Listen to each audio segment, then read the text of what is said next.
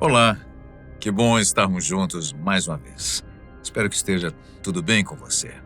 Infelizmente, começamos esse vídeo dizendo algo que, de certa forma, pode gerar um desconforto geral. Nós estamos a um passo do inferno, se depender do presidente da Rússia, Vladimir Putin. Portanto, esqueça Israel e Hezbollah, porque a porta do inferno está se abrindo exatamente nas fronteiras entre Rússia e Ucrânia, especialmente após a declaração de Putin em relação a retaliações e armas que estão sendo usadas pelos ucranianos. Не знаю, в интернете можно посмотреть, на территории поверхности Солнца, по-моему, 5,6, 6 тысяч градусов. Сопоставимо с температурой на поверхности Солнца. Все, что находится в центре, prevraciается в пепел. Esta entrevista, dada no dia 21 de novembro de 2024, traz ainda mais preocupações ao restante do mundo, uma vez que Putin não tem demonstrado sinais de que vai desistir, ainda mais a essa altura dos acontecimentos. Parar agora seria o mesmo que assinar um atestado de incompetência, e isso ninguém de nós precisa esperar vindo da Rússia, muito menos de Vladimir Putin. Além de ter dito que o conflito contra a Ucrânia já atingiu um patamar global com a interferência de países da OTAN, Putin declarou que não descarta atingir os países que têm fornecido armas a Kiev. A lista inclui Estados Unidos, Reino Unido, Alemanha, Holanda, Polônia, Bélgica, Suécia e Finlândia. Esses países enviaram equipamentos militares, incluindo mísseis antitanque e munições, para fortalecer a defesa ucraniana diante da ameaça russa. Com exceção dos Estados Unidos, todos os demais países fazem parte da União Europeia e também são integrantes da OTAN. Não é por acaso, ou à toa, que os europeus estão tão temerosos em relação à explosão de uma nova guerra mundial.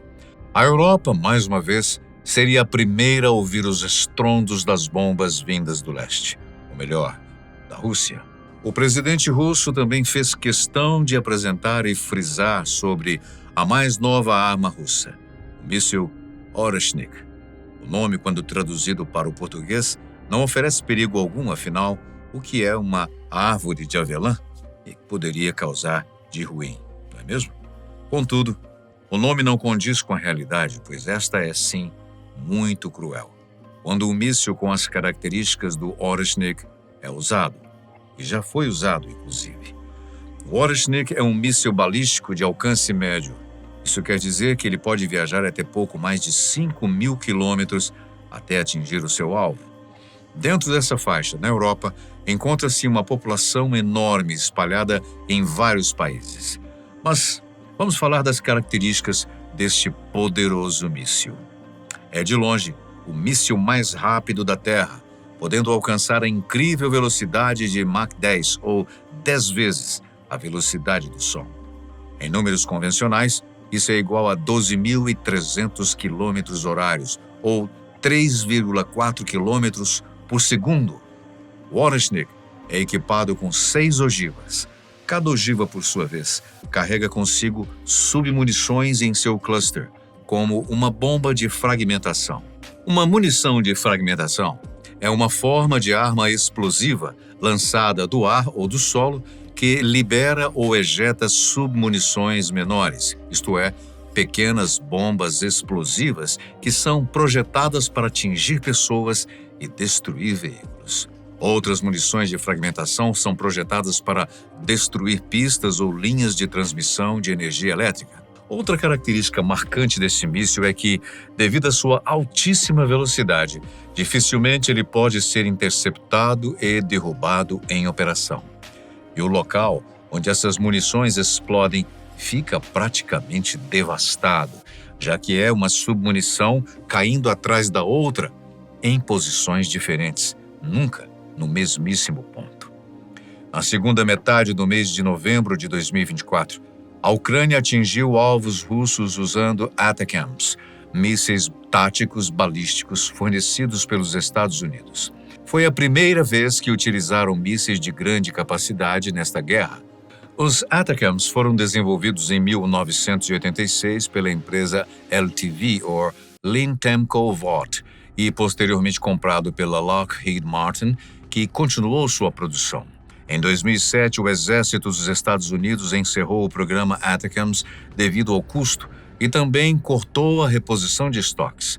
Para sustentar o estoque restante, foi lançado o ATACMS Service Life Extension Program, que reforma ou substitui sistemas de propulsão e navegação, substitui ogivas de munição cluster pela ogiva de fragmentação de explosão unitária e adiciona uma opção de espoleta de proximidade para obter efeitos de área. As entregas foram projetadas para começar em 2018. O ATACMS SLAP pode não ser a versão enviada pelos americanos aos ucranianos, mas, de qualquer forma, o seu uso não estava previsto nesse conflito, justamente para tentar evitar uma retaliação ainda mais séria por parte dos russos. Bem, mas por parte da Rússia, o ataque promovido pela Ucrânia foi uma provocação, talvez a maior nesses últimos 1000 e poucos dias desde o início dos conflitos. Moscou afirma que as armas utilizadas pela Ucrânia, referindo-se aos ATACMS, não poderiam ser utilizadas sem o apoio operacional direto dos Estados Unidos. E isso acabou fazendo de Washington um participante direto na guerra, na visão russa. Sim, ao que tudo indica, o presidente americano em final de exercício, Joe Biden, teria dado o aval para a Ucrânia usar os mísseis balísticos supersônicos contra os russos. Segundo a Ucrânia, um depósito russo de armas localizado a cerca de 110 quilômetros da fronteira foi atingido, causando explosões secundárias. O comando em Kiev, no entanto, não especificou quais armas usou. O ataque foi realizado no momento em que se comemoram os 1000 dias de guerra, com tropas cansadas na frente, Kiev sitiada por ataques aéreos e dúvidas sobre o futuro do apoio ocidental com o regresso de Donald Trump à Casa Branca. Se isso fosse um jogo de baralhos, Trump certamente seria a carta coringa.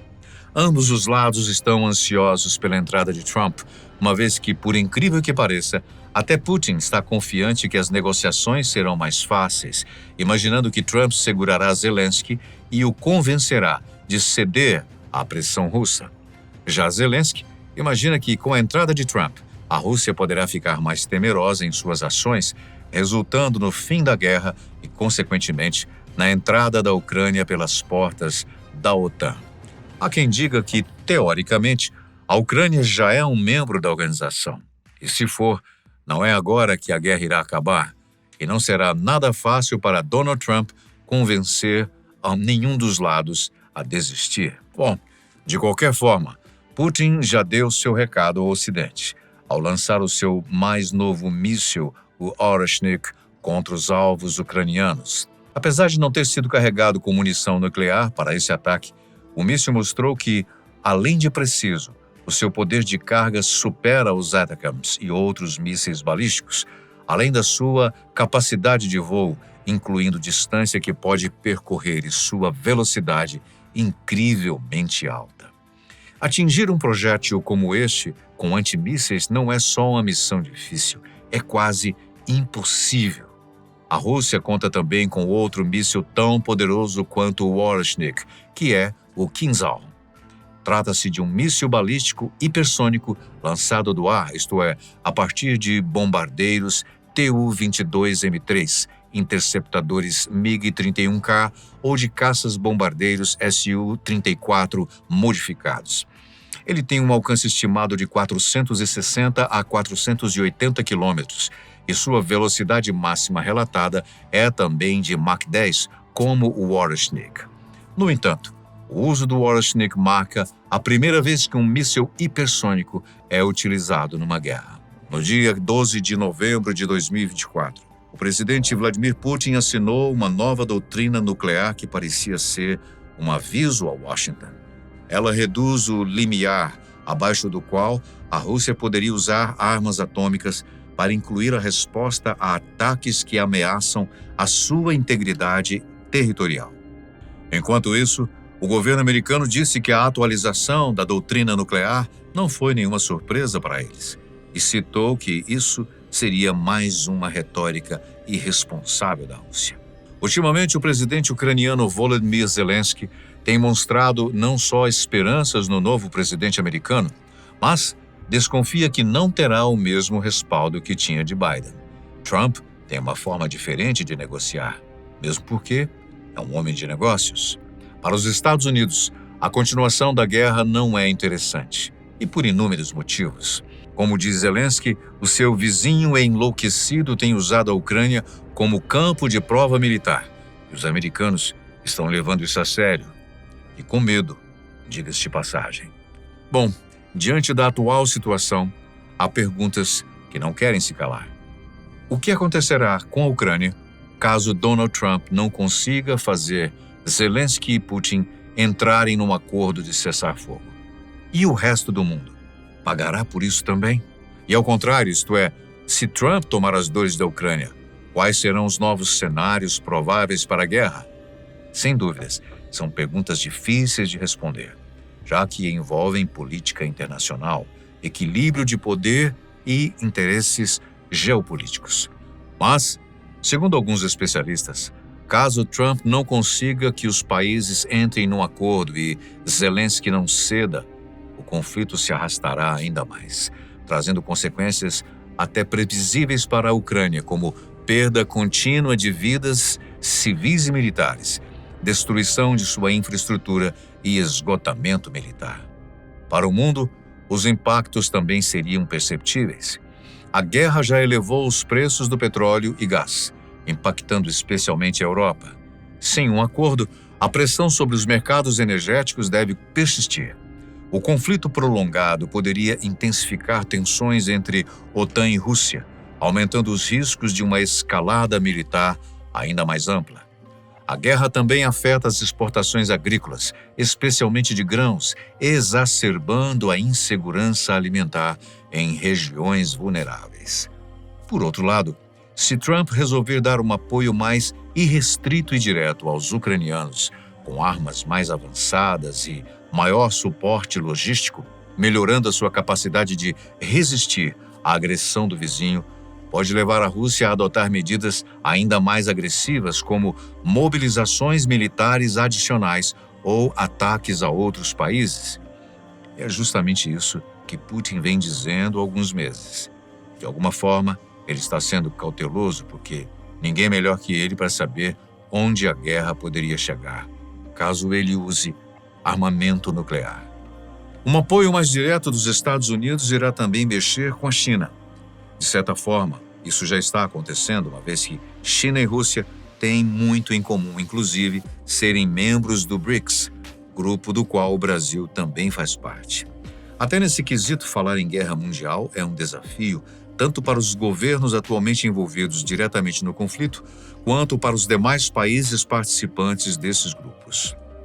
A Terceira Guerra ainda não começou para valer, porque os responsáveis sabem que, no sistema que vivemos hoje, com a quantidade de habitantes no planeta, as consequências durante e após uma guerra de altíssima escala seriam devastadoras.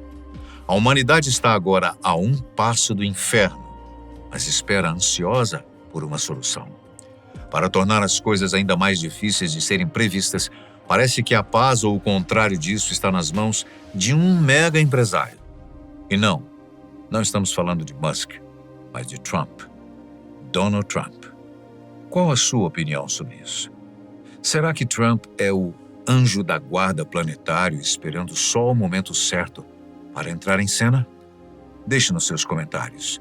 Muito obrigado pela sua companhia, sempre tão especial. A gente se vê no próximo vídeo.